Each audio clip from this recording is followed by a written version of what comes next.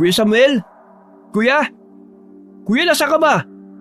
Nandito lang sa may gilid ng bahay. Saan ka ba nakatingin? Nandiyan ka pala. Kala ko nasa puno ka eh. Bakit ba? Grabe ang takbo mo ah. Parang nasilihan ng puwet mo. Si Lola kasi pinapatawag tayo. Pati si Kuya Joshua. Bakit daw? Ewan ko. Sabi kasi ni tatay, kinausap siya ni Lola. Pinapupunta raw tayo dun. Tara na, dalhin mo. Baka may ibibigay si Lola na pamana. Pamana? Utot mo. Ano naman ay pamamana niya sa atin? Malay mo lang. Hindi naman natin alam kung ano-ano pang inililihim ni Lola sa atin eh. Panahon na para alamin natin ang mga plano niya. Patanda na si Lola eh. Malamang may plano siya bago iwan ng mundo. Loko. Ang lakas niya tapos gusto mo na siya mamatay agad? Di naman siya ganun pero dapat mag-isip na rin tayo ng ganun. Tigilan mo na nga yung pinag-iisip mo. Tara na, puntahan na natin. Daanan na natin si Joshua. Tara na, sabi ni Tio Daniel nasa ilog daw si Kuya Joshua. Nasa ilog na naman siya. Yung isang yun, wala nang ginawa kundi bantayan ng ilog. Akala mo naman ay nababawasan ng tubig doon. Pinuntahan ng dalawang pinsan nilang si Joshua sa ilog bago dumiretso sa bahay ng kanilang lola. Naabutan nila itong masarapang tulog sa ilalim ng puno ng balete na nasa gilid ng ilog.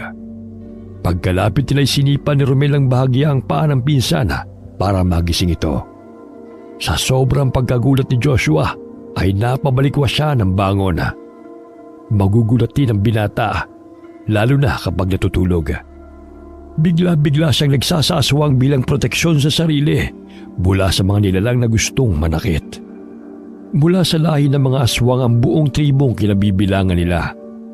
Ang tawag sa kanilang lahi ay aswang na korokoto. Sa gitna ng gubat naninirahan ng kanilang lahi dahil ayaw nilang makihalubilo sa mga tao. Hindi sila pumupunta sa kabayanan para mambiktima ng tao. Pero nakakapambiktima sila kapag may taong naliligaw sa gubat na malapit sa kanilang teritoryo. Umaakyat sila sa mga puno at humuhuni na kagaya ng ibong may nakakatakot na huni. Tinatakot nila ng gusto ang mga biktima hanggang sa mawalan ng malay. Pagkatapos ay inuuwi nila sa kanilang bahay para pagsalusaluhan ng kanilang pamilya. Minsan na may nagsasapusa sila o di kaya'y aso kapag gusto nilang manakot ng biktima. Napahagalpak ng tawa si Romel nang makita nagsaswang ang pinsan nilang si Joshua.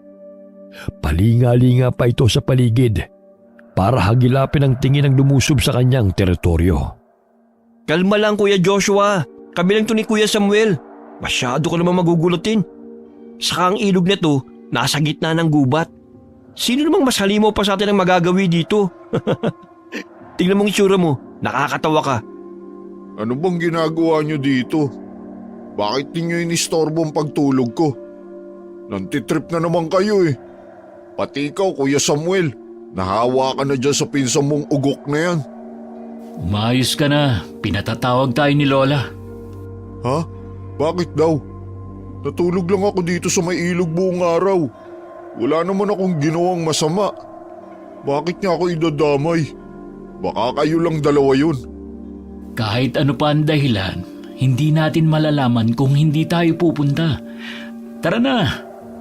Tara na Kuya Joshua. Malay mo sabihin ni Lola kung sino ang napipisil niyang susunod sa yapak niya. Isipin mo, sa dami ng apo niya, tayong tatlo ang pinatawag. Tayong tatlo lang. Baka may papamana siya sa atin. Baka ipamana niya na yung binhi ng pagkaaswang niya. Mamamatay na ba si Lola? Wala naman siya sakit ah.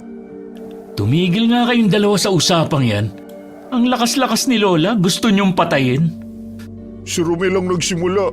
Wala naman akong alam dyan eh. Wala rin naman akong alam eh. Mas maagap lang ako mag-isip kaysa sa inyo. Huwag mo nga pangunahan ng mga mangyayari pa lang. Kapag may masamang nangyari kay Lola, ikaw ang sisisihin ng angkan natin. Kasi parang ipinanalangin mo na yun. Grabe yun. Mas matindi ka naman pala mag-isip kaysa sa akin eh. Tama na yan. Tumigil na kayo. Malapit na tayo sa bahay ni Lola. Sandali. Bakit nandyan lahat ang buong angkan? Akala ko ba tayo lang tatlo ipinatawag ni Lola? Bakit nandito silang lahat? Mukhang tayo na lang ang nahuling dumating. Kasalanan mo. Lagi ka kasing nasa ilog eh. Baka mamaya naibigay na ni Lola ang binhi ng pagkaaswang niya. Hindi pwede yun, oh. Tayong tatlo ang pinatawag niya. Kaya dapat isa lang sa atin na makatanggap nun. Tumigil ka nga, Romel. Dahil sa pagsaway ni Samuel sa kanyang pinsana, ay kaagad namang tumahimik si Romela. Nagmadali sila sa paglapit sa bahay ng kanilang lola. Pagdating nila doon, ay pinagtinginan sila ng mga kamag-anak at pamilya. Sinabihan din sila na ilang minuto nang naghihintay ang matanda. Saktong pagkarating nila, ay lumabas na ng silid ang matandang babae. May mahaba itong buhok na sayad sa sahig. Mahaba at matutulis ang kuko nito sa kamay. Kulubot ang balat na parang ampalaya at ang mata nito ay magkaiba ang kulay. Kayumanggi ang kanan at pula ang kaliwa. Palaging dala ng matanda ang tungkod na kasing tangkad niya. Gawa ito sa matibay na sanga ng punong nara. Lumilikha ng malakas na tunog ang tungkod kapag itinuktok ito sa lupa o sa kahit na anong bagay. Ganun din kapag inihahampas. Ginagawa niya yon para kunin ang atensyon ng lahat. Makinig kayong lahat. Tutal nandito na rin naman kayo. Sasabihin ko na ang dahilan kung bakit pinatawag ko silang tatlo. Ang tungkol dito ay dapat lang na manatili sa ating angkan. Hindi ito dapat makarating sa buong tribo. Ito ay isang lihim na dapat nating itago. Dahil kapag natuklasan ng lahat ang tungkol dito, tiyak na magiging sanito ng gulo at pag-aaway. Lola, malakas ka naman po pala. Akala ko po may sakit ka eh. Hindi pala tutungkol sa pagpapamana mo ng binhi ng pagkaaswang mo? At sino naman na nagsabi sa'yo na mahina na ako? Wala po. Tungkol po ba saan niyang sasabihin ninyo? At kailangan pa isikreto sa lahat? Kaninang umaga, bumaba ako sa bayan. Naabutan ko sa kalsada ang isang aksidente. Isang sasakyan ang sumalpok sa isang puno. Wala nang ibang sakay doon. Pero may isang naiwan. Inuwi ko siya dito. Pagkasabi nun ay binuksan ng matanda ang pinto ng silid. Hinawi niya ang kurtinang nakatabing sa pintuan. Lahat ay napatingin na halos ipasok na ang kanilang ulo para lamang masilip kung ano ang naroon sa loob ng kwarto ng matanda. Hindi naman sila makapasok dahil nakaharang ang matandang babae sa pintuan. Pero nanlaki ang kanilang mga mata nang makitang isang babae ang nakahiga sa katre. Puro benda ang bahagi ng katawan nitong sugatan. Pati ang ulo'y napapalibutan ng benda. Nang makita nila ang babae, hindi nila mapigilan ang pagpapalit ng anyo bilang aswang. Nagsilabasa ng matutulis nilang pangil at kuko. Tumulo rin ang malalapot nilang laway. Nanilisik ang kanilang mga mata dahil sa kasabikan.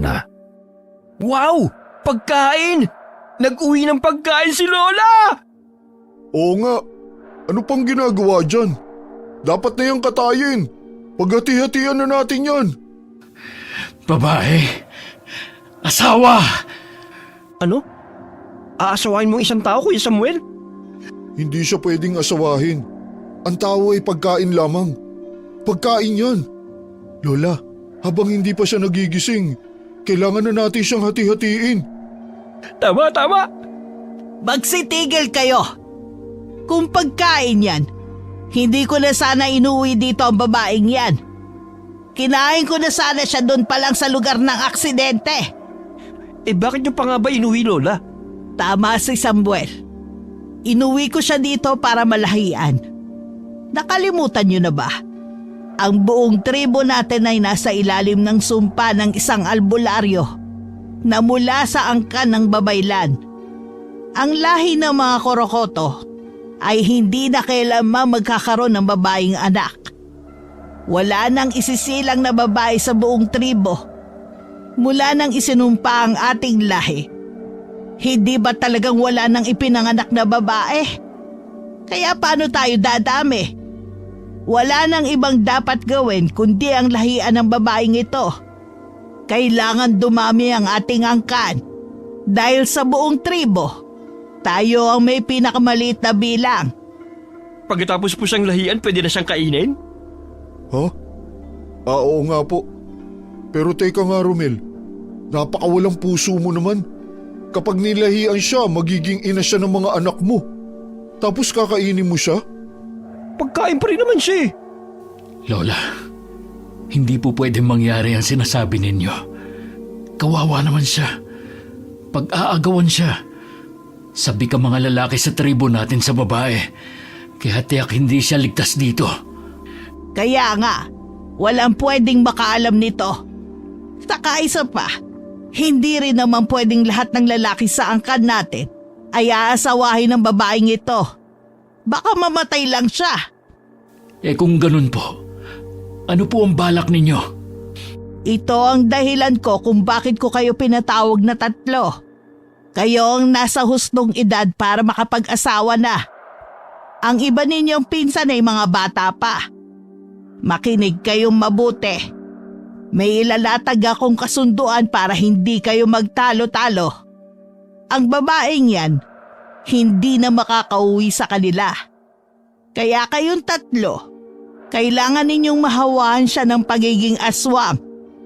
Kung sino ang magtatagumpay na makahawa, siya ang ipapakasal ko sa kanya.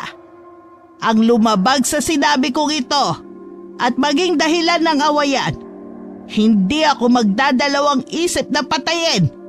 Naiintindihan niyo ba? Ay, may ganun? Hindi ko pa naman balak mag-asawa eh. Kung pag-aasawa lang din naman, ako na lang kukuha ng babaeng gusto ko. Madali naman kumuha ng babae mula sa bayan eh. Asawa? Babae? Ano Kuya Samuel? Paulit-ulit na lang ganyan ang sinasabi mo. Nawala ka na ba sa katinuan? Gusto mo bang mapang-asawa yung babae? Ha? Ewan ko. Pero mas masarap pa rin siya kung pagkain. Doon, magkaka-interest ako. Natahimik ang lahat matapos ang sinabi ng matanda. Lahat sila ay nag-iisip kung sasang-ayon ba sa gusto nito. Matapos ang ilang minuto'y naging hati ang desisyon ng kanilang angkan.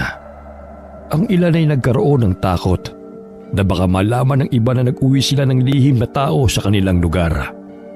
Nasa batas ng kanilang tribo na ang makukuhang tao ay dapat gawin lamang pagkain. Matinding kaparusahan ang sasapitin ng kanilang angkana kapag nakarating sa kanilang pinuno ang tungkol doon. Pero sa kabilang banda, sumang-ayon ang ilan para lamang dumami ang kanilang bilang. Ligtas naman sa kaparusahan ng kanilang angkan kung ang babae mahahawaan kaagad ng pagiging aswang. Kinabukasan, nasa ilog ang magpipinsana at ilang minuto na silang tahimik. Malalim ang kanilang iniisip hanggang sa binasag na ni Romel ang katahimikang namamagitan sa kanila. Ang lalim naman ng iniisip nyo. Ano ba yun ha? Sa lalim ng iniisip, hindi na nakatulog ang antuking si Kuya Joshua. Bakit ikaw? Ano ba ang iniisip mo? Mukha namang pare-pareho tayo ng iniisip. Iba-iba lang ang dahilan. Siguro nga. Ako kasi ang iniisip ko yung babae. Para wala ng problema, pasukin natin ang bahay ni Lola. Tapos lapain natin yung babae. Kapag binuhay kasi yun, tsak pag-aaway ng lahat. Dapat na talagang kainin yun. Mukha pa namang masarap. Si Lola talaga oh. Kung ano nung tumatakbo sa isip niya. Ikaw Kuya Samuel, talaga bang gusto mo mapang-asawa yung babae? Kaya mo ba? Anong kaya? Tiyak naman na kapag nilapitan mo siya, una mong maiisip ay kainin siya. Paano mo siya mahahawahan ng pagkaaswang? Ang bango pa naman ang amoy niya. Nakakahibang. Tama, ang sarap talaga. Hindi ko alam. Wala pa talaga akong naiisip na plano. Parang hindi ko rin kayang lapitan. Ang sabi ni Lola, yung babae daw, nung magkamalay, wala raw maalala. Ibig sabihin, hindi siya maghahanap ng pamilya. Kapag nagising siya, sabihin natin na pamilya natin siya. Tapos, kaano-ano natin? Ha? Ay, malay ko rin. Puntahan natin. Gusto ko siyang makita. Gusto kong makita ng harapan. Gusto ko rin. Sakto wala si Lola. Umalis daw sabi ni nanay. Wala tayong kasama.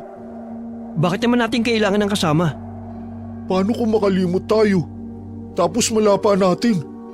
Yari tayo kay Lola. Saan na lang natin isipin yun? Tara, punta na natin.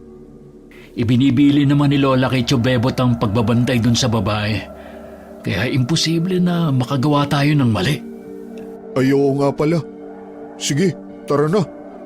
Kagad nilang pinuntahan ang babae matapos nilang magkasundo. Naabutan nga nila roon ang tiyuhin na nagbabantay. Nagpaalam sila na titignan ng babae at pumayag naman ito. Pagpasok nila sa silid, natuod sila sa kinatatayuan.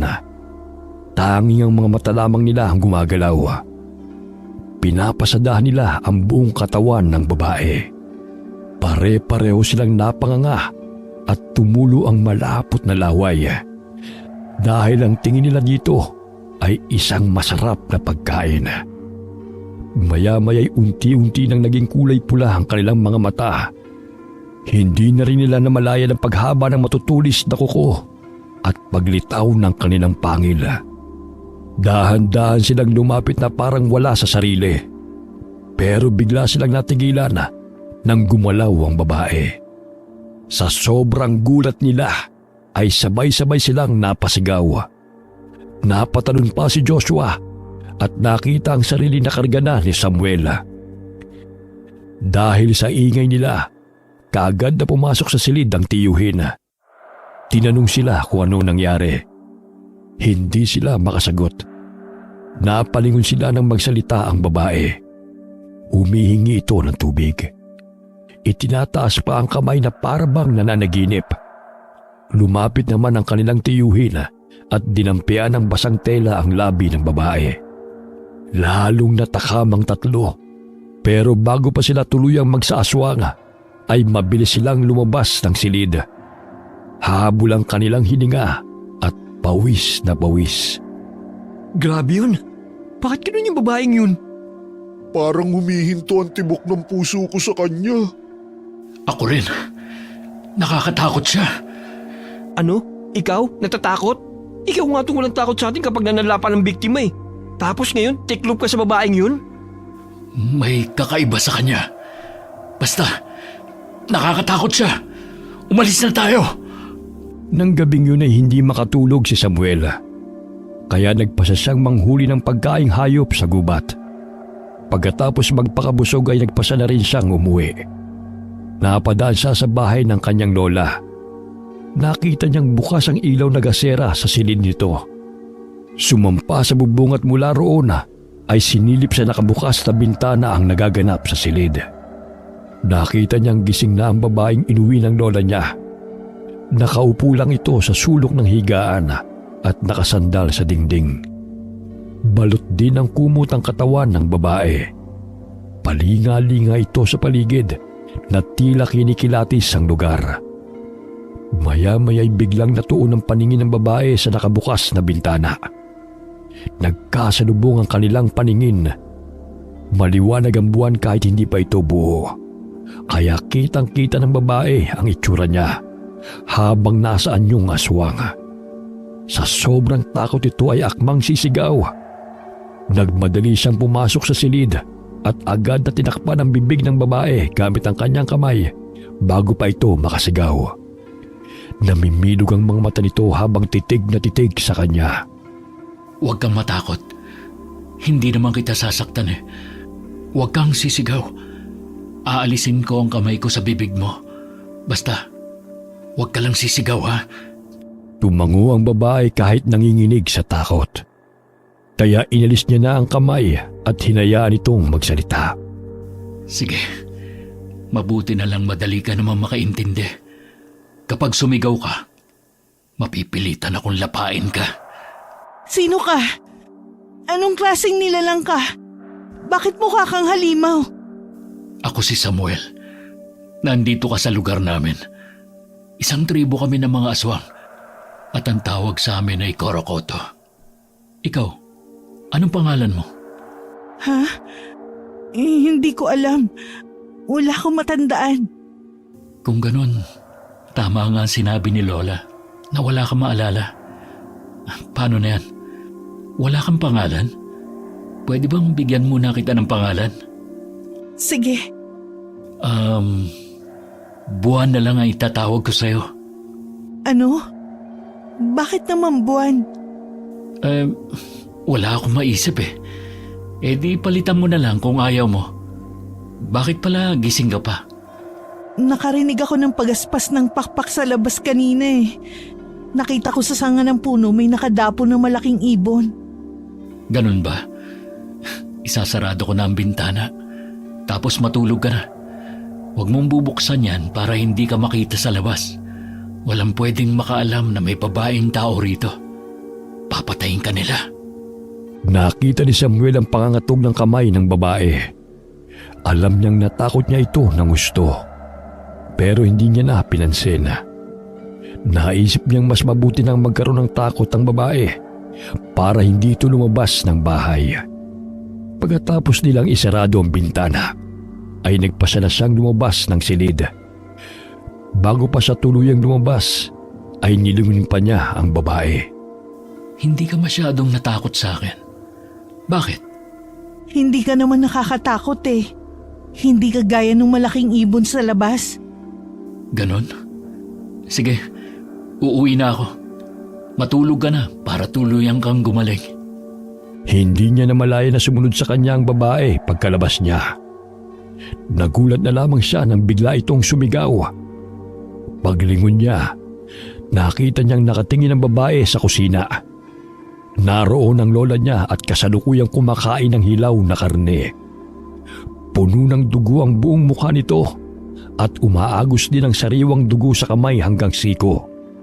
Halos himatayin ng babae nang makita ang matanda. Pero bago ito bumuwal, ay kaagad namang nasalo ni Samuel. Pasensya na. Lola ko pala siya. Aswang din siya. Huwag kang mag-alala. Hayop dito sa gubat ang kinakain niya. Bihira naman ang may naligaw na tao dito sa amin eh. Oh, gising na pala siya. Bakit magkasama kayo? Ano pala, Lola? Napadaan lang po ako. Nakita ko siyang gising pa. Nagawa mo na bang pinagagawa ko? Po? Naku, hindi po. Nakalimutan ko po eh. Ano yun? Balak na ba ninyo akong kainin? Ha? Naku, hindi ah. Bukang magiging pagkain ka talaga kapag hindi pa nagawa ng apo ko ang kailangan niyang gawin. Lola, wag mo naman puntakutin. Hindi ko naman siya tinatakot ah. Sinasabi ko lang ang totoo. Hala, Lola. Ayan, sa takot niya, hinimatay na nga. Mabuti naman. Halika. Dalhin mo dito yan. Ihiga mo sa lamesa. Tapos hawahan mo na ng pagiging aswang bago pa magising. Po? Opo. Dali-daling kinarga ni Samuel ang babae. Pagkatapos ay inihiga niya sa ibabaw ng mesa sa kusina. Dahil sa pagmamadali sa kanya ng lola niya na gawing aswang ang babae, lalo siyang natataranta. Hindi niya na alam ang gagawin. Hindi rin niya mahawakan ng babae dahil sa kakaibang nararamdaman. May kung anong liwanag siyang nakikita sa katawan nito sa tuwing tumititig siya ng matagal. Ano bang ginagawa mo? Bakit hindi mo pa siya yang gawin? Kasi po, Lola, hindi niyo ba nakikita? May nagliliwanag po sa bandang tiyan niya. Nasisilaw ako. Ano bang pinagsasabi mong bata ka? Wala naman ako nakikita. Hindi, meron po talaga, Lola. Kapag tinititigan ko ng matagal, sumasakit ang mata ko. Para akong mabubulag. Imposible! Wala naman ako nakikitang kung ano. Sige, ilabas mo na lang ang isang binhi sa katawan mo. At ako na lang magsasalin sa kanya. Dalian mo at baka magising na. Sige po. Nasa akto na si Samuel na iniluluwa ang binhi ng pangyayanggaw sa kanyang katawan nang magkasabay na dumating sina Romel at Joshua. Natuod ang maglola nang makita sila. Napanganga naman sa pagkabigla si Romel nang maabutan ng dalawa sa kani-kanilang posisyon. Nakita nito na nasa ibabaw ng mesa ang babae at paupong nakapatong naman dito ang matanda. Sandali! Madaya kayo! Sinosolo niyo yung pagkain! Akala ko ba hindi mo rin siya kakainin? Bakit mukhang paghahatian niyo na? Hindi ako papayag! Ano bang pinagsasabi mo? Huwag ka na magpaliwanag, Kuya Samuel. Kitang-kita ko ng ebidensya. Talagang ganitong oras yung gagawin dahil alam niyong abala ang lahat sa pagharap ng pagkain sa gubat? Samantalang kayo, may masarap ng pagkain dito? Hindi mo alam ang sinasabi mo. Hindi namin siya kakainin. Ay! Mukha ka talagang pagkain, Romel. Tumahimik ka nga riyan at baka may makarinig pa sa'yo. Sige, tatahimik na po ako. Basta ba, ibigay niyo sa akin yung paborito kong hita. Siraulo ka talaga. Huwag ka maramot, Kuya Samuel. Ikaw, Kuya Joshua, anong parte ang gusto mo? Sabihin mo na bago pa nila maubos yung babae. Ha? Busog pa kasi ako. Ang dami kong nahuling hayop sa gubat. Bumaba ng matanda sa kanyang pwesto para pigilan sa pag-iingay ang magpipinsana. Pero pagkababa niya ay saka naman tumakbong palapit sa babae si Romel. Nagsaaswang na siya at sabik sa paglapa ng tao. Hinablot niya ang kanang hita ng babae at akmang puputulin gamit ang matutulis na kuko. Pero kaagad siyang pinigilan ni Samuel. Inilalayo siya sa babae pero pilit naman siyang nagwawala. Wala na siya sa sarili dahil sa pananakam sa karne ng tao. Natigilan lamang siya sa marahas na pagkilos nang sunod-sunod siyang pinaghahampas sa ulo ng matandang babae gamit ang matigas na kawali. Pero hindi pa rin nagpatinag si Romel. Marahas niyang itinulak ang maglola pagkatapos ay pumaimbabaw sa babae. Sumigaw ng malakas si Samuel para tawagin si Joshua. Natulala namang nanonood lang sa nangyayari. Joshua, pigilan mo siya! Mapapatay niya yung babae! Ha? Di ba pagkain naman yun? Bakit ko siya pipigilan? Hindi pa panahon para kainin siya. Ilayo mo siya sa babae. Sige po, Lola. Mabilis na lumapit si Joshua kay Romel. Nagsaaswang din siya para matapatan ang lakas ng pinsana. Dahil mas malaki ang pangangatawan niya, ay mabilis niyang nahablot si Romel at nailayo sa babae. Pero nagwala ito uli at bumalik doon. Saktong pagpatong niya sa lamesa ay nagising na ang babae. Pagdilat ng mata nito ay si Romel ang nakita na nasa anyong halimaw. Nagsisisigaw ang babae at pinagsasampal ang binata. Nang hindi nito mapalis si Romel, ay sinipa niya ito ng ubod lakas. Tumalsik ang binata at humampas sa dingding bago bumagsak sa sahig. Tumulo ang dugo mula sa bibig ni Romel at doon pa lamang siya kumalma. Lahat sila'y natahimik dahil sa ginawa ng babae. Sabay-sabay silang napatingin sa kanya. Paano mo nagawa yun? Bakit may ganun kang lakas?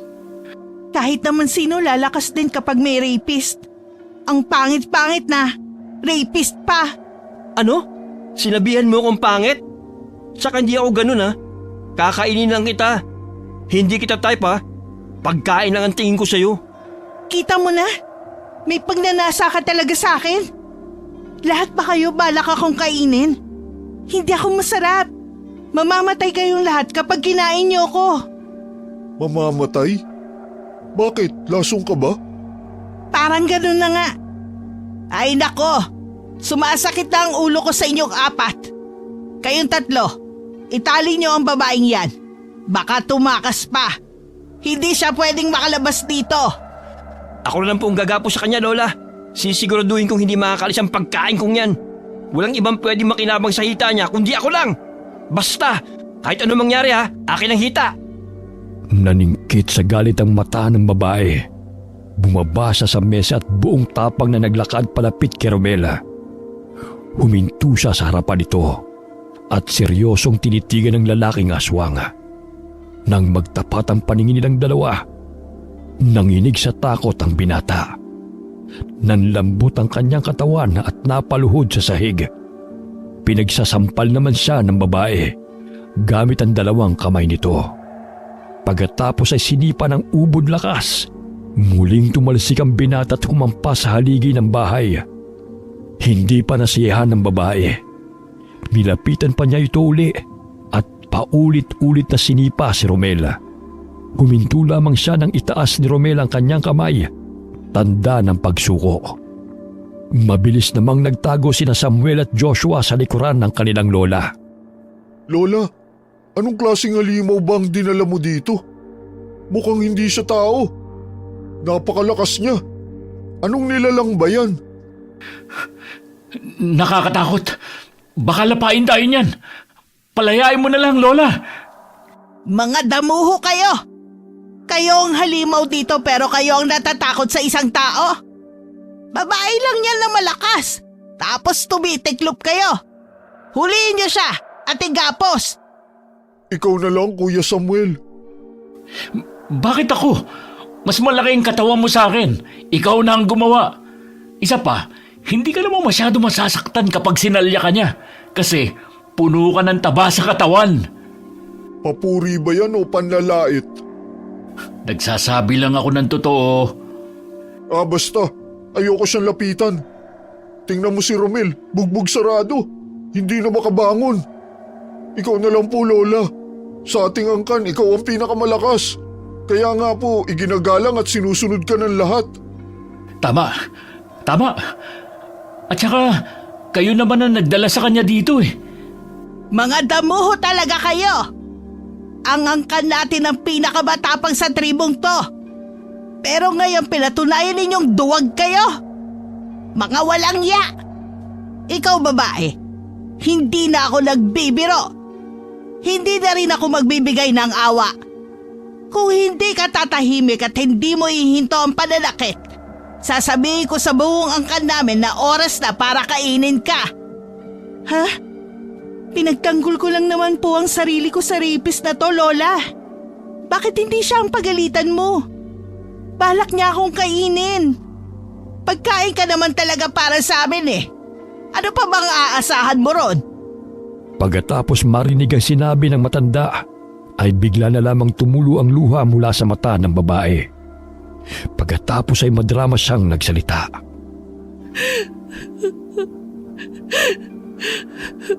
Sa bagay po, wala na naman akong saysay sa mundo eh. Hindi ko kilala ang sarili ko. Hindi ko alam kung saan ako pupunta. Sino ang pamilya ko? Bakit buhay pa ako? Tama po kayo. Dahil wala na akong kwenta, dapat na sa akin ang mamatay. Payag na po ako. Kainin niyo ako. Kainin niyo na ako. Hala, si Lola. Nagpaiyak ng babae. Ba, wala akong kinalaman dyan ha. Lalo naman ako. Kasalanan niya ni Lola. Pinaiyak niya si Buwan. Sino si Buwan? Yung babae. Yun pala ang pangalan niya? Hindi. Binigay ko lang. Wala kasi siyang matandaan eh. Wala ka talagang kwentang mag-isip ng pangalan. Bakit naman Buwan? May buwan kasi ngayon, kaya ganun. Napakapulpul mo, Kuya Samuel. Tinawag mo akong kuya pagkatapos mo akong sabihan ng pulpul. Ginagalit mo ba ako? Tumigil na nga kayo. Sakit niyo sa ulo ah. Tulong! Ang sakit ng katawan ko. Aray. Puro bali na yata mga buto ko. Aray, parang awa nyo na. Bigyan nyo ako ng hita ng babae. Pagkain pa rin ang iniisip niya. Tulungan niyo na nga ang pinsan niyo. Ikaw babae, pumasok ka na sa kwarto. Hindi niyo ako kakainin. Bakit? Kainin niyo na ako. Parang awa niyo na. Paano kang kakainin eh? Dinaig mo pa ang baliw na leon kung magwala. Baka sumakit pa ang tiyan namin sa'yo. Mukhang kahit nginuya ka na, maninipa ka pa rin. Dahil sa kalungkutan ng babae, ay halos wala na siyang gana sa buhay habang naglalakad papasok sa silid. Nagkulong siya roon at saka umiyak ng umiyak. Ginamot naman ng matandang babae ang apong si Romel. Panay ang atungal ito habang itinutuwid ng matanda ang mga baling buto bago lagyan ng benda. Napapangiwi naman sina Samuel at Joshua habang pinapanood ang ginagamot ng kanilang pinsan. Ramdam nila ang sakit na halos hindi na nila matignan. Nang sumikat na ang araw, umuwi na sila sa kanilang bahay para matulog. Kinagabihan, pumunta uli si Samuel sa bahay ng lola niya para dalawin ang babae. Pero wala ito sa kanyang silid. Nakita niya ring wala roon ang kanyang lola. Naglakad-lakad siya sa paligid para hanapin ang dalawa. Hanggang sa nakita niya ang babae na nasa likuran ng bahay. Tahimik na nakaupo sa nakatumbang puno habang nakatingin sa buwan. Nagtago siya sa makapal na damo para mapagmasdan sa malapit ang babae. Ano na naman kaya ang problema niya? Parang sobrang lungkot niya. Nakakatakot namang lapitan. Baka matulad ako kay Romel. Ay, paano kaya siya mayayanggaw? Delikado kasi kapag nalaman ng mga katribo na may tao dito sa amin. Tiyak, yari kami. Dapat talaga maging aswang na siya. Marami namang paraan para mayanggaw siya. Kung hindi siya mapalunok ng binhi ng aswang, pakainin ng pagkain o inuming may laway natin. Oo nga. Tama ka nga. Bakit di ko agad naisip yun? Uy! Bakit bigla kang sumasagot? Kanina ka pa ba dyan? Bigla ka nalang sumulpot ha? Nakita kasi kitang gumagapang dito sa damuhan. Akala ko may nakita kang pagkain. Pero kung yung babae na yan ang kakainin mo, sa'yo na lang talaga. May impacho ko sa kanya eh. Ako naman, gusto ko pa rin siyang kainin. Mas gusto ko lapain siya para makaganti ako sa ginawa niya. Basta humanda siya. Pag ako gumaling sa mga bali kong to, babalikan ko siya. Nandito ka rin, Romel? Oo, kuya. Nakita ko kasi si Kuya Joshua na sumusunod dito sa damo kaya sumunod ako. Pampihira naman kayo. Lagi na lang kayong nakasunod sa akin. Kaya hindi ako makapag-isip ng tama eh. Huwag ka na mag-isip. Hindi rin naman magtatagumpay yan. Amaso na yata yung babaeng yan eh. Baka nga iniluwal yan ng ina niya kulang sa buwan kasi naninipa sa loob ng tiyan. Oo, tapos kapag sumipa siya, lumalagpas sa puso ng paa niya. Sinong nandyan? Lumabas ka! Naririnig kitang tumatawa! Yari, ako na naman ang narinig niya. Aalis na ako, bahala na kayo dyan. Nag-anyong pusa si Romel para mabilis siyang makatakas. Pero bago pa makalabas sa damuhan, ay halos mahilo siya ng tamaan ng sanga na ginamit pambato ng babae. Tinamaan siya sa ulo, kaya paika-ika siyang naglalakad palabas sa damuhan. Hindi na rin niya nakontrol ang pag-anyong pusa, kaya bumalik agad siya sa pagiging anyong tao. Ikaw na naman? Walang iya ka talaga? Sinisilipan mo ko? Dudurugin talaga kita! Wala kang kadala-dala ah! Sandali! Huwag mong saktan ng pinsan ko! Nandyan ka rin? Huwag mong sabihin kasama niyo rin yung isa pang asungot. Nasaan siya? Nandito ako, pero wala akong kinalaman sa mga balak nila sa'yo. May balak kayo sa akin? Na naman? Naku, hindi! Wala! Ang totoo niyan, hinahanap talaga kita. Nag-aalala kasi ako sa'yo. Nag-aalala ka? Bakit? Baka kasi lumayo ka. Tiyak na lalapain ka ng buong tribo. Wala kang ligtas sa kanila. Mas masahol pa sila kay Romel. Uy, grabe ka naman sa akin, kuya. Anong akala mo sa akin? Sobrang sama na? Hindi ba pwedeng gutom lang? Ay, tulungan niyo ako. Dali niyo ako kay Lola para magamot na ang ulo ko. Parang nabasag ata ang bungo ko. Bakit naman mababasag yan? Sanga lang ng kahoy ang ibinato sa'yo. Maliit lang yun. Pusa kaya ako kanina. Ang liit-liit lang nun eh. Anong tingin niyo sa ulo ko? Batong buhay?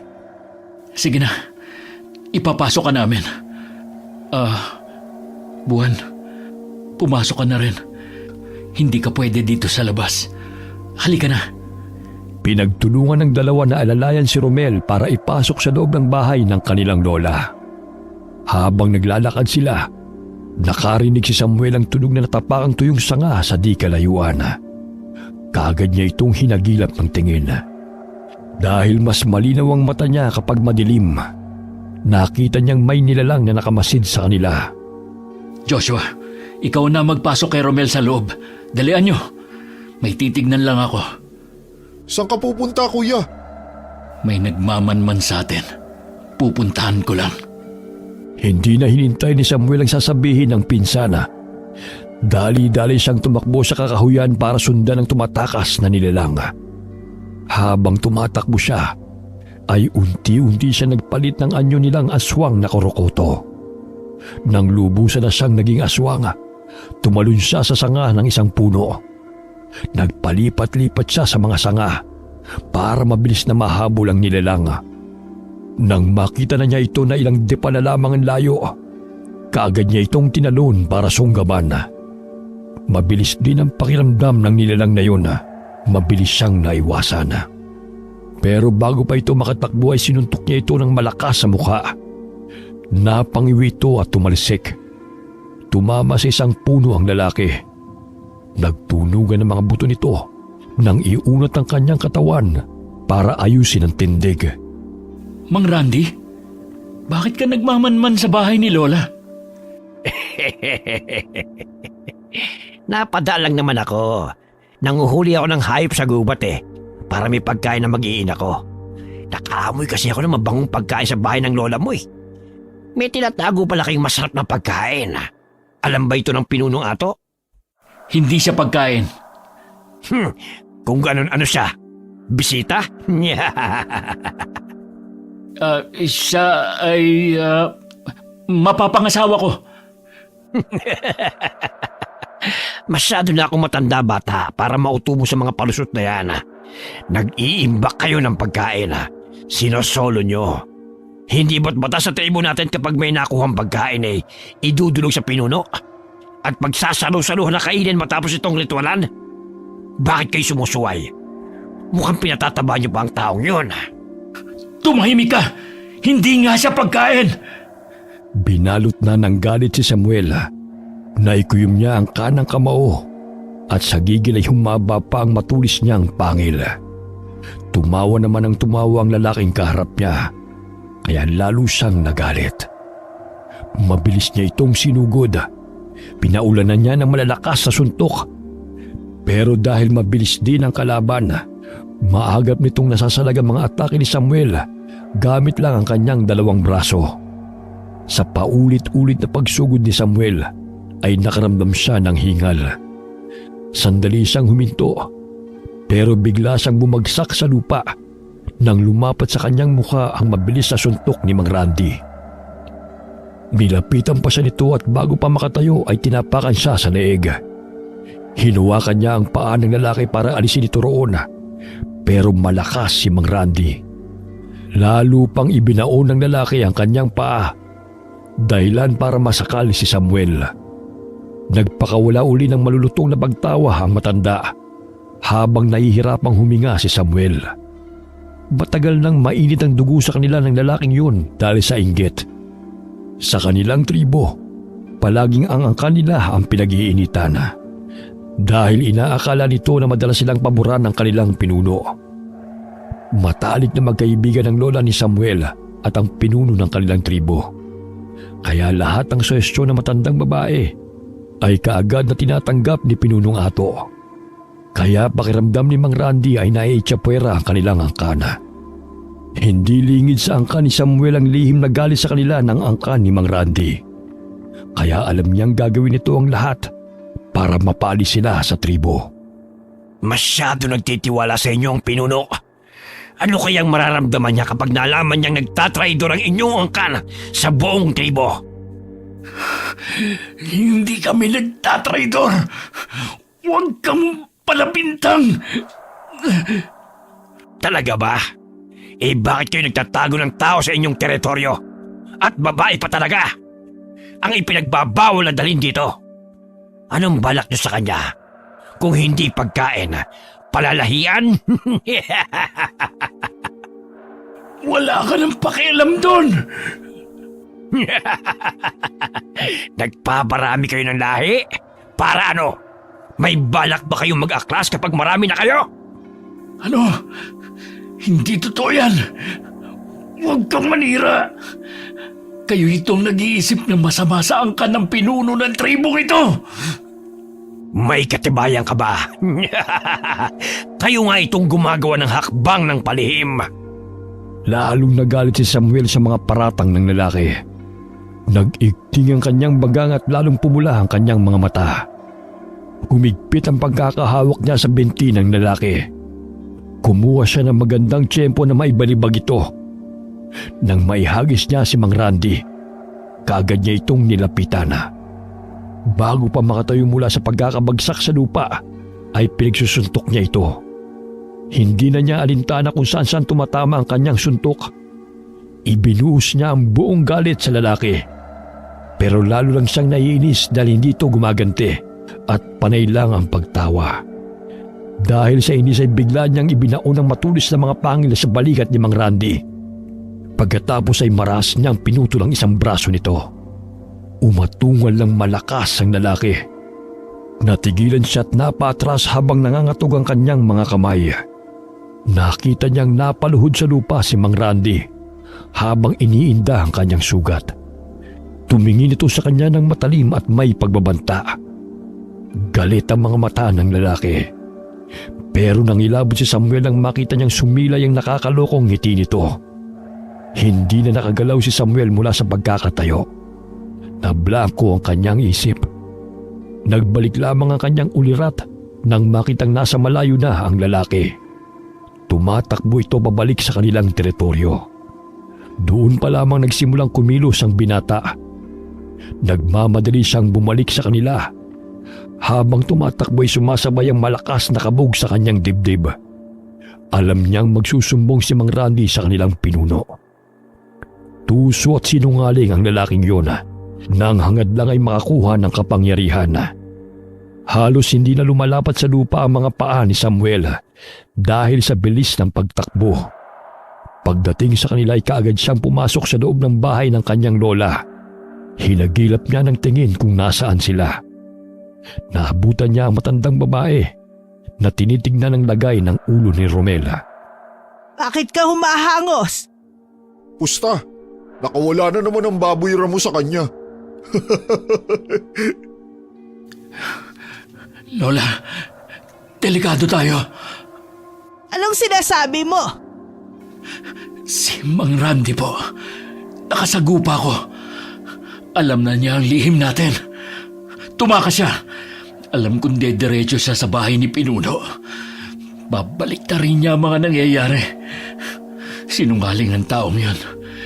Tiyak na tayo magiging masama. Anong sinabi mo? Naningkit ang mata ng matandang babae. Sabay-sabay pa silang napatingin sa babaeng kanilang bihag. Oo na. Naiintindihan ko na. Oras na para ako'y kainin. Para wala na kayong problema. Ako lang naman ang dahilan ng problema nyo, di ba? Kapag nawala ako, wala na rin kayong iisipin. Kainin nyo na ako. Hindi yun ganun kadali. Anong gagawin natin, Lola? Kainin na natin siya para hindi nila abutan dito. Maya-maya lang nandito na sila. Hindi. Halika, itatago kita sa kamalig. Ano? Mas masarap kainin niya ng sariwa kaysa binuro. Pambira naman oh. Kapag ibiligay natin siya kay Pinuno, tatadtarin lang siya at isasahog sa pagkain para lahat makinabang. E paano nang hita ko? Baka nga kukuno lang matikman ko pag nagkataon. Dapat kasi kinain lang natin siya umpisa pa lang eh. Nagkakaproblema tuloy tayo ngayon. Joshua, dala mo ng pinakulo ang karne ang Kuya Samuel mo. Po? Bakit po, Lola? Kailangan mapakain ng babae ng karneng may laway niya para tuluyan na siyang maging kagaya natin. Dapat ay maging korokoto na siya bago sila dumating. Sige po, Lola. Dadalhan ko na po sila ng karne. Sa utos ng matandang babae, kaagad na sumunod si Joshua. Pumunta siya sa kamalig para dalhan ng nilagang karne ang pinsan na si Samuel. Sabi ni Lola, dalhin ko raw sa'yo. Bahala ka na raw sa kanya. Dapat daw maging aswang na siya kaagad. Oo, salamat. Sabihan mo ko sa kung ano nangyayari sa labas, ha? Sige kuya, aalis na ako. Babalik na ako doon. Sige. Pagbalik ni Samuel sa loob ng kamalig, ipinatong niya sa ibabaw ng mesang nasa gilid ang palangga ng may lamang nilagang karne. Naglakad siya ng pabalik-balik habang nag-iisip. Maya-maya nagsalita na ang babae dahil nairita na sa ginagawa niya. Ano ba? Bakit ka ba naglalakad ng pabalik-balik sa harapan ko? Nag-iisip kasi ako. Nakakatulong ba yan? Saka anong gagawin mo sa karne? Ipapakain ko sa'yo. Hindi pa ako nagugutom. Kailangan mong kumain. Kung gusto mong mailigtas ang buhay mo, kailangan mong kumain ng karneng yan. Dinaladala niyo ako rito tapos problema ko ang kaligtasan ko. Di bali na. Hayaan mo na lang ako lapain ng mga katribo niyo. Hindi yun ganun kadali. Manganganib din ang angkan namin. Hindi nila pwedeng malaman na may tinatago kaming tao. Kasalanan niyo naman yan. Hindi ko na yung problema. Tama ka. Hindi mo nga problema. Pero kailangan mo pa rin kainin ang karne. Lumapit si Samuel sa palanggana. Umupo sa tabi ng mesa at pumikit. Umusal siya ng orasyon na. Pagkatapos ay muling dumilat. Pasandal na napaatras ang babae nang makita ang nagliliyab na pulang mata ni Samuel. Pagkatapos ay idinukdok niya ang ulo sa palanggana. 2 dangkal lang ang agwat ng mukha niya sa karne. Ibinukan niya ang bibig para ilabas ang mahaba niyang pangil. Naglabas siya ng malalapot na laway mula sa kanyang pangil at pinatuloy yun sa karne. Pagkatapos ay muli siyang umusad ng orasyon. Nang matapos niyang ritwala ng karne, lumapit siya sa babae at iniabot ang karne. Kainin mo. Ano? Ayoko! Nakita ko nilawayan mo yan eh. Kadiri ka! Ew! Kailangan mong kainin yan. Ano bang mangyayari kapag kinain ko yan? Magiging kagaya ka namin. Ano? Ayoko! Patayin mo na lang ako! Hindi ka pwedeng mamatay. Bakit ba? Sa gusto ko na mamatay eh. Wala na rin naman akong uuwian. Wala na akong pamilya. Para saan pa ang buhay ko? Bumalik na ang alaala mo. Kung ganun, bakit hindi ka tumakas? Wala na ngang saysay. Eh di sumapi ka na lang sa amin. Maging aswang na korokoto ka na rin. Tatanggapin ka namin dito. Magiging pamilya mo kami. Ayokong kumain ng tao. Hindi ako halimaw. Hindi ako magiging halimaw. Lapain niyo na lang ako. Napakatigas ng ulo mo. Pag sinabi kong kumain ka, kumain ka! Dahil sa inis ni Samuel, pinagpira-pirason niya ang karne at sapilitang isinubo sa babae. Tinakpan pa niya ang bibig nito gamit ang kamay para hindi mailuwa ang karne. Nang matiyak niyang nalunok na ito ng babae, sa kanya inalis ang kanyang kamay. Ilang ulit pa niyang sapilitang pinakain ng karne ang babae. Hanggang sa kusa na lang din itong umuya habang umiiyak. Nakaramdam ng awa si Samuel, kaya tinigilan na niya ang pagpapakain sa kanya. Tila ininis naman siya ng babae. Marahas na kinuha nito ang palangga ng may nilagang karne at kinain ito. Sunod-sunod na isinubo ng babae ang karne habang umiiyak. Dahil sa away hinablot na ni Samuel ang palanggana. Tama na yan. Itigil mo na yan. Iluwa mo na yan nasa bibig mo. Ayoko! Napakatigas ng ulo mo. Sa bato siguro yan pinaglihe. Mabubulunan ka. Iluwa mo na. Ayaw! Ay, talaga naman. Pinilit na kunin ni Samuel ang karne sa bibig ng babae. Pero nilunok naman ito ng buo. Dahilan para mabilaukan. Nataranta ang binata kaya bigla niyang binatukan ng babae. Kaagad namang nailuwa ang may kalakihang tipak ng karne. Pero nawala naman ng malay ang babae. Buisit! Pasaway kasi! Ang tigas ng ulo! Di ko naman sinabing ubusin eh. Isang kagat lang naman eh, ayos na sana. Ginagalit mo kasi ako. Tumigil kayo! Hindi kayo pwedeng dire-diretso na lang dito. Ang kamalig ay imbakan namin ng pagkain. Hanggang dito na lang kayo. Kapag nagpumilit kayo, mapipilitan akong saktan kayong lahat. Si Joshua yun ah. Ibig sabihin lumusob na nga sila. Huwag niyo nang itago ang babaeng tao. Ilabas niyo na siya. Siguradong dito sa kamalig nila tinatago. Kailangan mabuksan ito. Makikita niyo may tinatago talaga siyang tao. Subukan ninyong buksan. Hayop ka talaga, Mang Randy! Humanda ka sa akin! Sige, buksan ang kamalig. Ipakita sa kanya ang laman. Ano? Lola! Nang marinig ni Samuel ang utos ng kanyang lola, nataranta siya. Kaagad niyang nilibot ng tingin ang buong kamalig. Naghahanap siya ng lugar kung saan pwedeng itago ang babae. Nakita niya ang mga malalaking banga.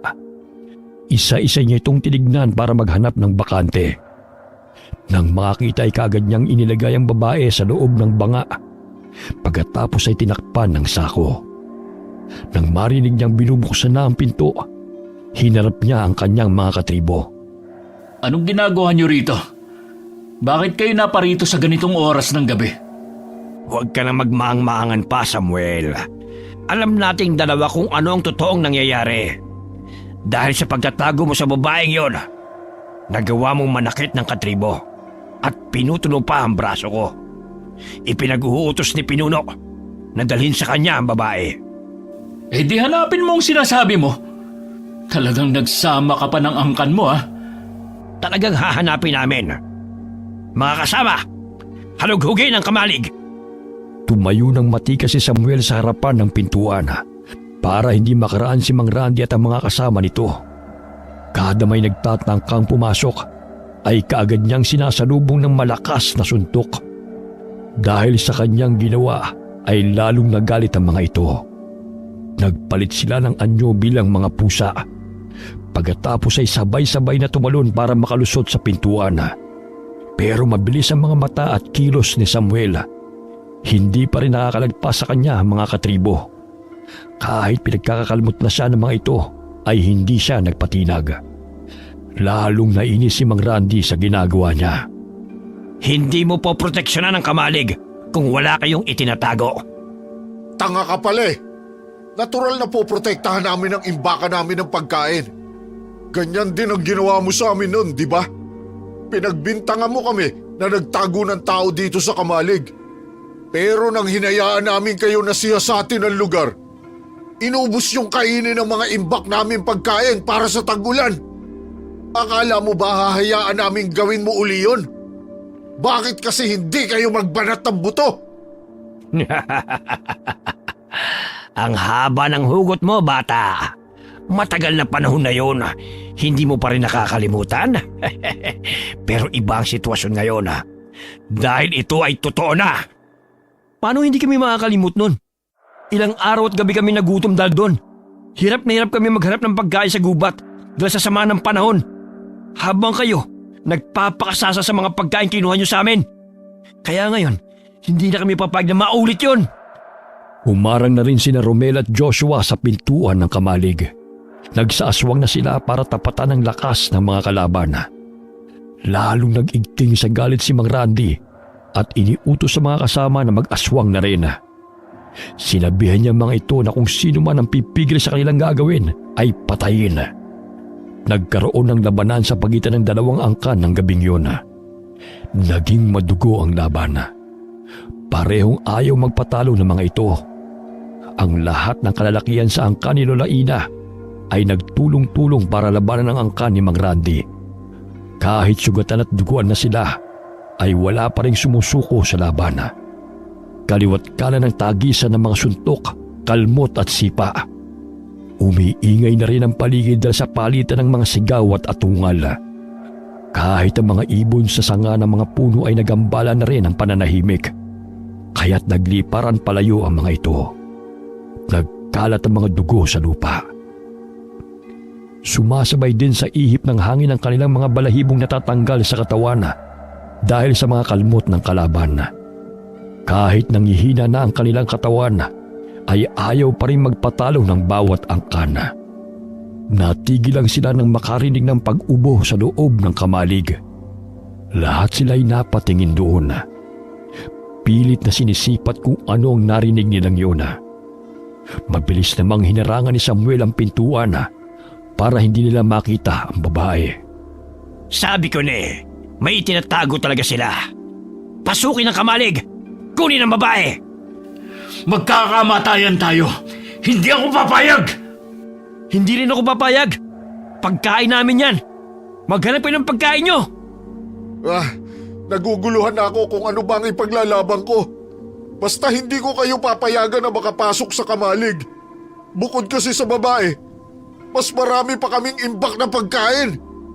Eh di lumabas na rin sa bibig nyo na pinoproteksyonan nyo ay isang tao! At babae pa talaga! Kunin ang babae yan! Muling nagkaroon ng paglalaban sa pagitan nila. Mas naging agresibo ang lahat. Dahil sa pagkatuso ni Mang Randy, hinayaan niya maglaban-laban ang mga katribo niya.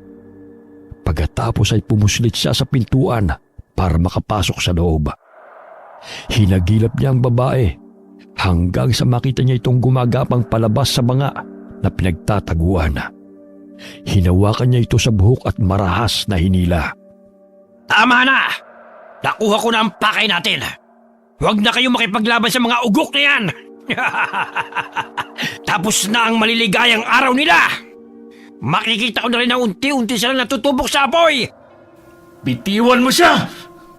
Hindi mo ako pwedeng utusan sa kung ano ang gusto kong gawin! Buisit! Kung kukunin niyo siya, partayan niyo naman ako! Sa akin yung hita! Hindi ako papayag na makuha mo si Buwan! Dadaan muna kayo sa aking bangkay! Lalong nagalit si Samuel. Sa tindi ng galit niya ay halos hindi na siya makakilala ng mga tao sa paligid. Nag-alasahan ang mga litid niya sa leeg at braso. Mas lumaki ang kanyang katawan. Nagtalsikan ng malapot niyang laway nang sumigaw siya ng malakas. Pagkatapos ay galit niyang sinugod si Mang Randy. Sa isang suntok lamang niya ay tinamaan ng lalaki sa sikmura. Tumalsik ito at bumangga sa dingding bago bumagsak sa sahig. Halos umimpis ang tiyan ni Mang Randy nang iangat ang katawan mula sa pagkakabagsak. Napahawak ito sa sikmura at umatungal habang namimilipit sa sakit. Galit niyang tinignan si Samuel. Pero sinalubong naman ang binata ng matalim na tingin ng lalaki. Hibang ka ba? Ipagpapalit mo ang buhay mo sa babaeng to? Hindi siya pagkain! Asawa ko siya! Hala, galit na nga si Kuya Samuel. Inangkin na niya ang babae. Eh pero pagkain ko yun. Paano na yung hita ako? Ay, naku naman eh. Tumigil ka na muna. Galit na si Kuya Samuel. Baka ibangal sa bibig mo ang hita niya. Ayoko nun. Pigilan natin siya. Baka makapatay pa siya ng katribo. Lalo tayong malilintikan nito. Oo nga pala, kapag nagalit yan, hindi niya nakokontrol ang sarili niya. Baka mawasak din niya ang kamalig. Kaagad na pumasok sa loob ng kamalig ang magpinsan para awatin si Samuel. Pero kahit sila hindi na rin makilala nito dahil sa matinding galit. Ang tingin ni Samuel sa mga nasa paligid ay lahat kaaway. Kaya kada lapit nila ay nasasaktan lang sila ni Samuel. Dahil sa matinding galit nito ay wala nang makaawat sa kanya sa pagwawala. Naglabasan na rin ang mga nasa loob ng kamalig. Pagkalabas nila ay saka naman sinarado ni Samuel ang pinto at hinarangan pa ng mga banga para walang makapasok. Gawa sa matitigas na bato na pinagpatong-patong ang buong kamalig at ang bubong ay matibay rin ang pagkakayari. Kaya hindi magagawang makapasok ng kahit na sino. Nahimasmasan si Samuel nang makita niyang nahihirapan sa paghinga ang babae. Namumutla ito. Nanginginig ang buong katawan at sumusuka ng malapot na laway. Hindi na niya makausap ang babae. Nagwawala ito at pagkatapos ay namimilipit sa sakit ng tiyan. Sa pagkataranta ni Samuel, kaagad niyang binuhat ang babae at inilabas sa kamalig. Wala na ang mga katribo niya na nag-aabang sa kanya sa labas. Dali-dali niyang dinala sa bahay ng kanyang lola ang babae. Lola, tulungan mo si Buwan. Tulungan mo siya. Ano nangyari sa kanya? Hindi ko alam. Mukha po siyang may sakit. Ihiga mo siya sa katre sa silid. Opo. Sabihin ninyo sa akin kung ano nangyayari sa kanya, Lola. Oo, sandali lang. Titignan ko muna ang lagay niya. Huwag ka nga muna dito sa kwarto at hindi ako makapag-isip ng maayos. Doon ka muna sa labas. Sige po. Nag-aalala po ako sa kanya. Baka kung ano na mangyari sa kanya, Lola. Walang mangyayaring masama sa kanya. Nalagpasan nga niya ang aksidente, ito pa kaya. Sige, lumabas ka muna.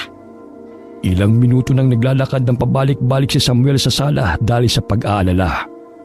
Lalo siyang kinakabahan dahil panay ang daing at iyak nito na tila ba hirap na hirap sa karamdaman. Naririnig din niya ang pagsusuka nito na para bang may kung anong humahalukay sa tiyana. Maya-maya'y lumabas na ang matandang babae. Kaagad niya itong sinalubong. Lola, ano po nangyari? Kumusta na po siya? Hindi naman dapat alalahanin ang kalagayan niya. Malalagpasan din niya yon. Bakit po? Napapano ba siya? Naninibago ang katawan niya dahil sa pagkakayanggaw. Kapag nalagpasan niya ito, tuluyan na siya magiging aswang. Kumuha ka ng mga buhay na hayop. Siguradong maghahanap siya ng makakain. Magugutom siya sa sariwang karne at mauuhaw sa sariwang dugo. Dapat maibigay yun sa kanya bago pa siya magwala. Opo, Lola. Pupunta ako ngayon sa gubat. Manguhuli ako ng mga hayop. Pinilisan ni Samuel ang panguhuli ng mga hayop para makabalik siya kagad. Inabot na siya ng pag-uumaga dahil medyo nahirapan siyang maghanap ng mga huhulihin. Mailap ang mga hayop sa gubat at magagaling silang magtago. Bukod pa doon, hindi na rin ganun karami ang mga hayop dahil marami silang mga tribo na nangangaso sa gubat. Nang makahuli na ng sapat, kaagad siyang bumalik sa bahay. Naabutan niyang nagpaplano ng gagawin ang kanilang angkana. Ano po nangyari? Bakit nandito ang lahat? Nagtitipon ng mga tribo. Ipinag-utos ni Pinunong Ato na lusubin ang teritoryo natin at kunin ang babae. Ano? Ay, dapat kasi kinain na natin talaga siya. Pag nagkataon, tayo pa ang di makakatikim ng masarap na pagkain na tayo naman na nakakuha. Ang masaklap pa, malalagay sa alanganin ng angkan natin. Pumanig na ang pinuno sa angkan ni Mang Randy. Ano nang gagawin natin ngayon? Wala naman sila magagawa. Kapag dumating sila dito, isa lang ganap na aswang na korokoto ang babaeng yan. Wala na silang dahilan para patayin siya at usigin ang ating lahi. Kaya kailangan mapabilis ang pagsasaaswang niya. Pakainin mo agad siya ng buhay na hayop, Samuel. Mamayang gabi ay magsasagawa ako ng ritual para mapadali ang pagsasaaswang niya. Opo, Lola. Ay, sayang naman. Pagkain na naging aswang pa. Buhay to. Dinala ni Samuel ang hinuli niyang buhay na baboy ramo sa kwarto. Pagkalapag niya sa hayop, ay kaagad niyang pinasadahan ng tingin ng babae. Namimilipit pa rin ito sa sakit ng tiyana habang nakahiga sa katre. Nagugutom ka ba? Kumain ka. Dinalang kita ng buhay na baboy ramo. Kailangan mo tong kainin. Aanhin ko yan. Hindi ako kumakain ng buhay na hayop. Ano? Paano nangyari yun? Bukod sa pananakit ng tiyan, ano pa ang nararamdaman mong iba? Ano ang gusto mong kainin? Kung ayaw mo ng baboy ramo, ibang hayop na lang ang huhulihin ko. Hindi ko kailangan ng kahit ano. Tubig. Tubig lang ang gusto ko. Pakiramdam ko natutuyot ang katawan ko. Hindi. Hindi tubig ang kailangan mo. Kailangan mo ng dugo. Heto, kinuha ko to sa buhay na ibon. Inumin mo. Aanhin ko yan. Hindi naman ako vampira. Ilayo mo nga yan. Pero nagsasaaswang ka na. Bakit iba ang hinahanap mo? Umalis ka rito! Iwanan mo ko! Labas! Kapag may kailangan ka, tawagin mo lang ako, ha? Pagkalabas niya'y napaisip siya ng malalim. Napansin naman yun ng kanyang lola, kaya kaagad na nagtanong. Nang sabihin niya ang kalagayan ng babae, binalikan nila ito para makasiguro. Bakit nga ba hindi pa nagbabago ng anyo ang babaeng yan? Hindi ko nga rin po alam, Lola. Baka po dahil sa nagliliwanag niyang tiyan? Ano bang sinasabi mo? Wala naman ako nakikitang liwanag ah. Bakit hindi niyo po nakikita? May kung ano sa loob ng tiyan niya na nagliliwanag. Baka yun ang dahilan kung bakit siya nahihirapan. Tubig. Bigyan niyo ako ng tubig. Nauuhaw ako. Sandali lang. Ikukuha kita.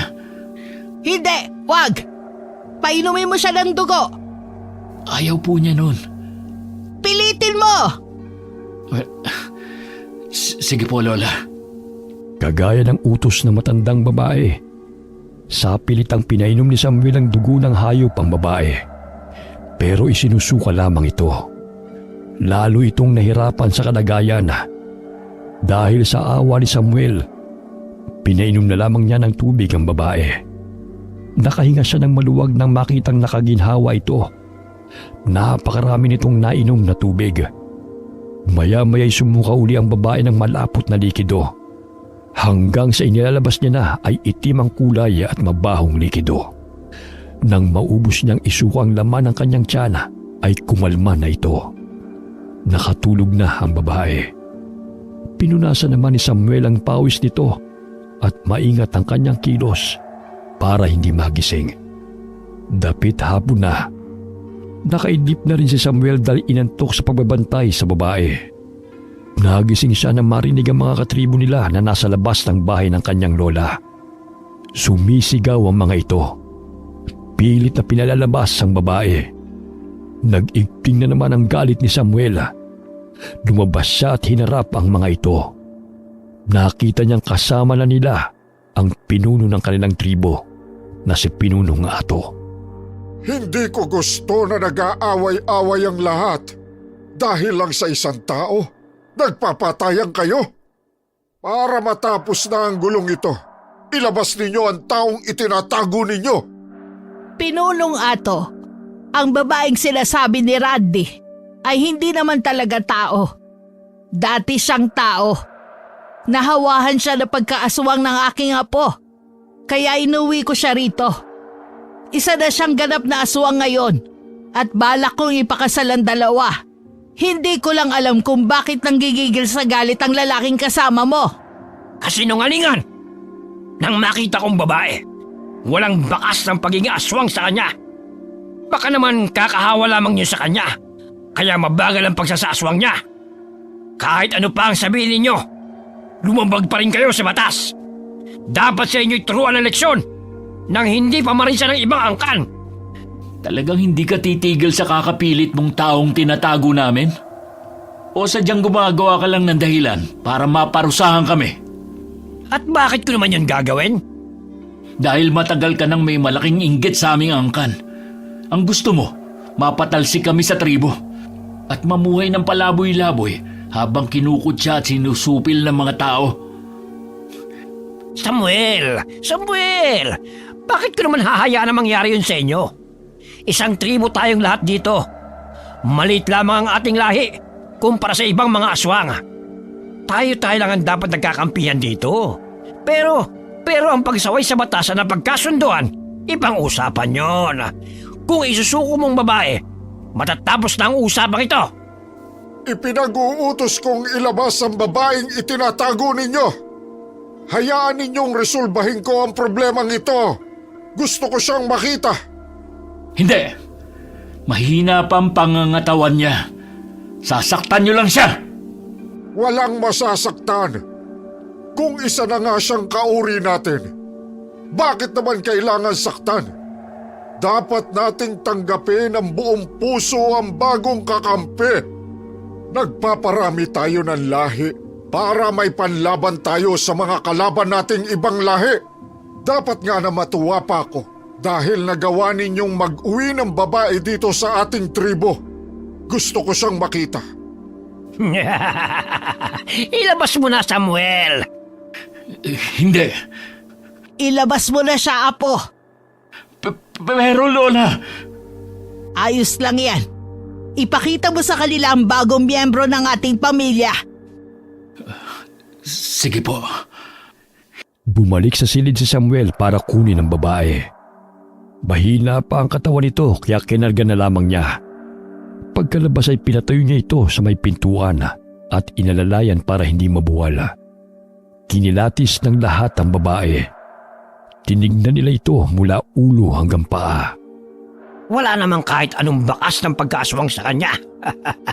Hindi kayo nagtagumpay na yang gawin siya. Isa pa rin siyang ganap na tao. Ngayon, paano na yan? Teka, sandali. Ano yung nakikita kong liwanag mula sa babaeng yan? Liwanag? Anong liwanag po ang nakikita niyo, Pinuno? Wala naman akong nakikita. Kung hindi ako nagkakamali, ang babaeng yan ay nakalunok ng mutya ng tubig. Base sa nakikita kong kakaibang liwanag na nanggagaling sa kanyang tiyan. Mutya ng tubig? Ano po ba yan, Pinuno?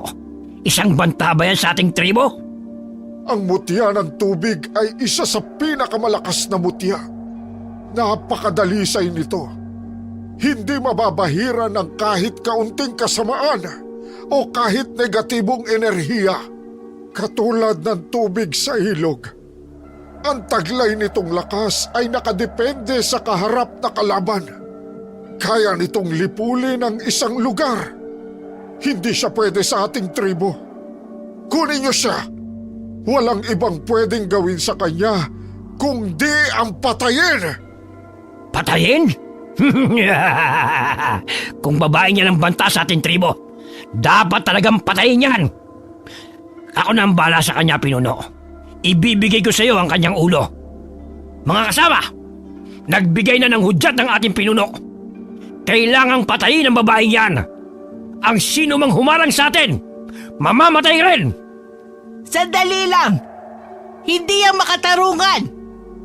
Hindi niyo siya masasaktan. Ako ang makakaharap niyo. Huwag na kayong magmatigas pa kung ayaw niyong madamay dito. Ang babae lang ang kailangan namin.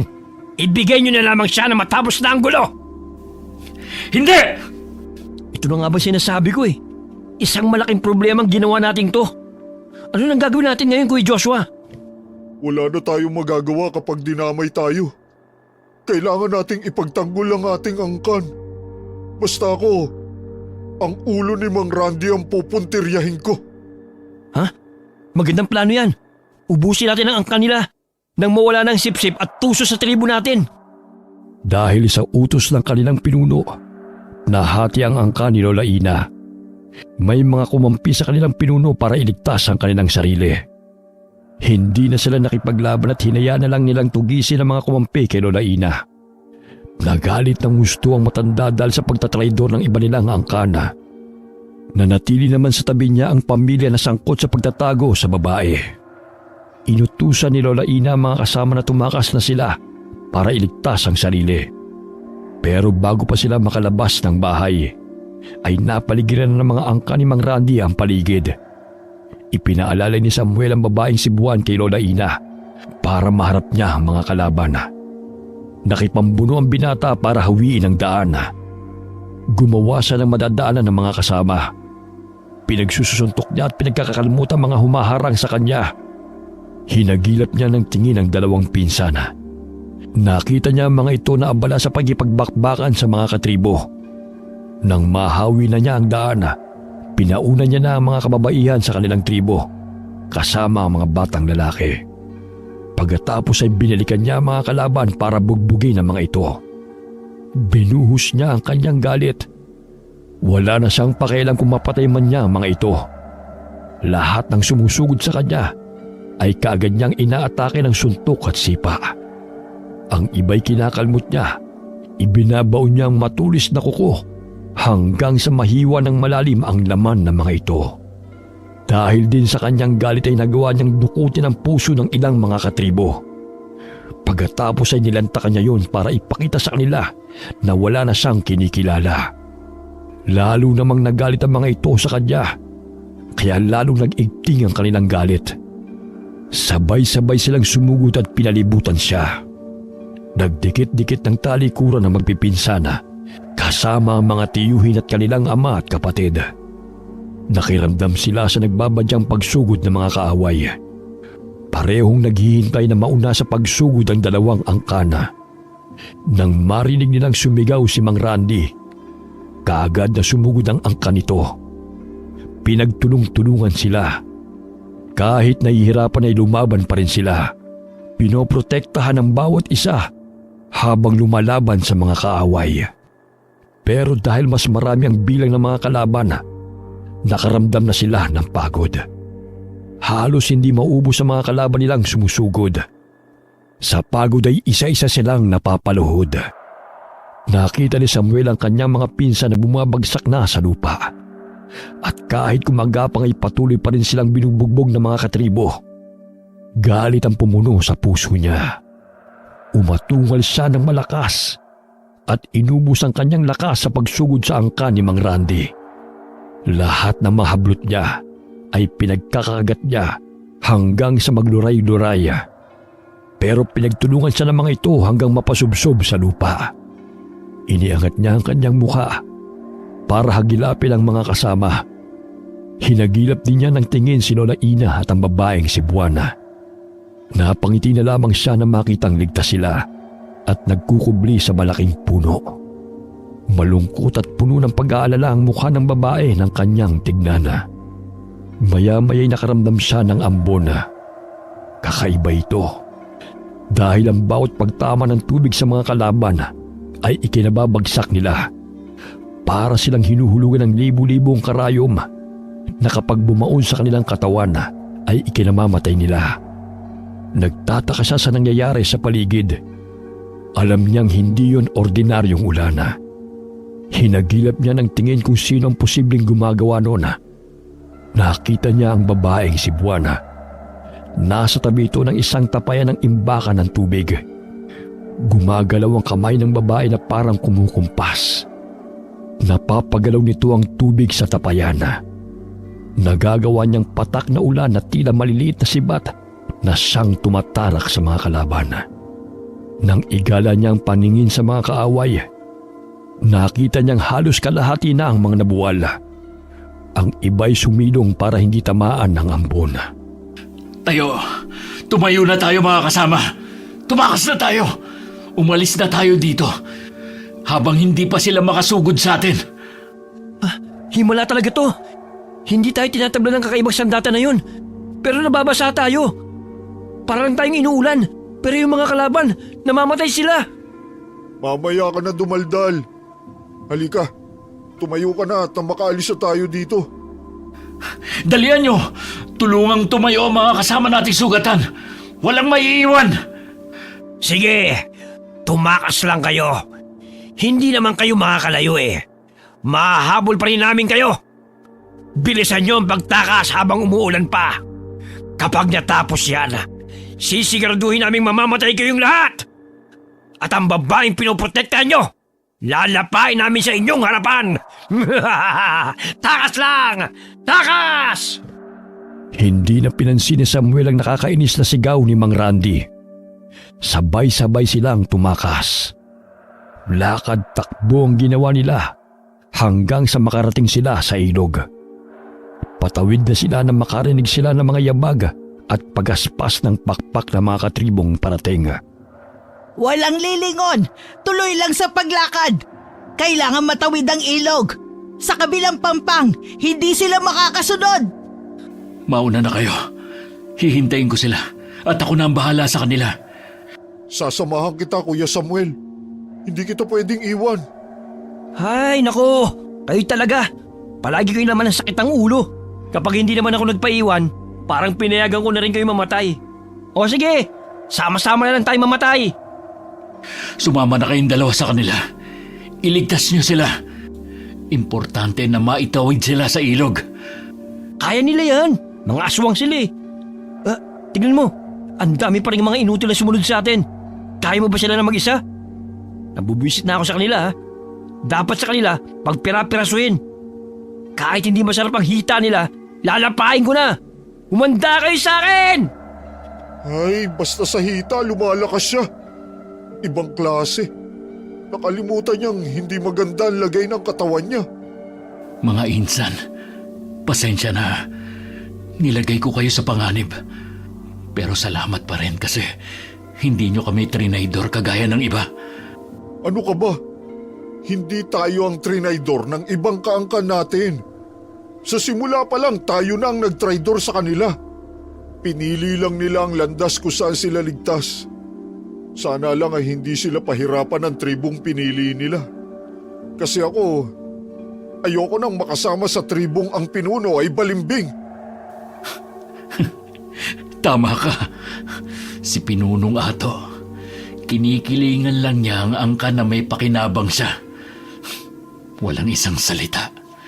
At hindi kaya magdesisyon ng tama. Dahil mas marami na ang miyembro ng angka ni Mang Randy.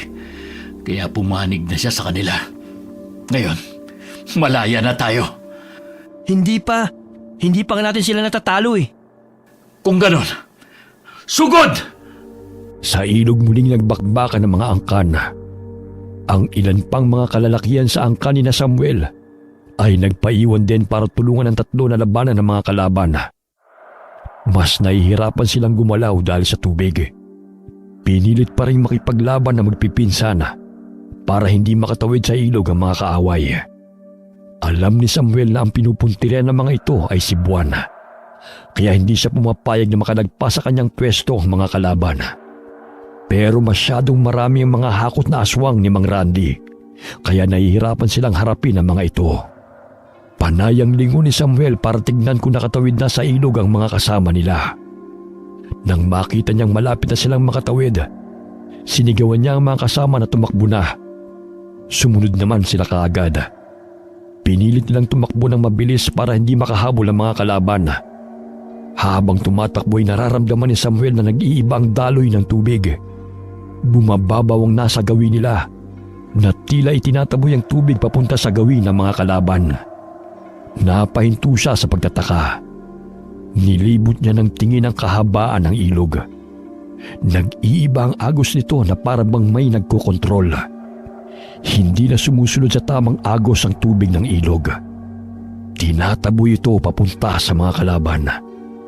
Napahinto na ang mga kasama ni Mang Randy sa gitna ng ilog. Dahil lumalalim na ang tubig sa gawin nila. Hinagilap ni Samuel si Buwan. Dahil may kutob siyang ito rin ang nagpapagalaw sa tubig ng ilog. Nanlaki ang mata niya nang makita ang babae. Nakatayo ito sa ibabaw ng malaking bato at iginagalaw ang kamay. Ikinukumpas ito para kontrolin ang tubig sa ilog. Buwan, Anong buwan? Wala pa namang buwan ngayon ah. bilisan niyo. Kailangan na natin makatawid sa ilog. Ang tubig ay lumalalim. Balak ni Buwan na lunurin ang mga kalaban. Baka madamay tayo. Dali! Kailangan natin makarating sa Pampang. Ha? Teka, totoo nga?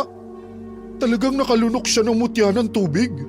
Kaya nakokontrol niya ang ilog? Oo, naniniwala ako dun. Kasi nagliliwanag siya. Bilis! Tawid na! Nang makarating sila sa Pangpang, habol ang hininga nila habang nagpapahinga sa gilid. Samantalang ang paningin nila ay nakatuon sa mga katribong unti-unting nilalamon ng malaking alon ng tubig sa ilog. Para na silang mga langgam na nagsisilangoy para lang takasan ang kamatayan. Pilit nilang inaabot ng kabilang Pangpang, pero hinihigop sila ng tubig pabalik sa gitna ng ilog. Paulit-ulit yung nangyayari hanggang sa nakita na lamang nila na nagpalutang-lutang na ang mga katribo sa ibabaw ng tubig at hindi na gumagalaw.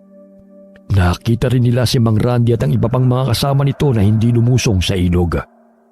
Nanlulupaypay sila habang pinapanood at tinatangay ng agos sa mga kasamahang wala ng buhay.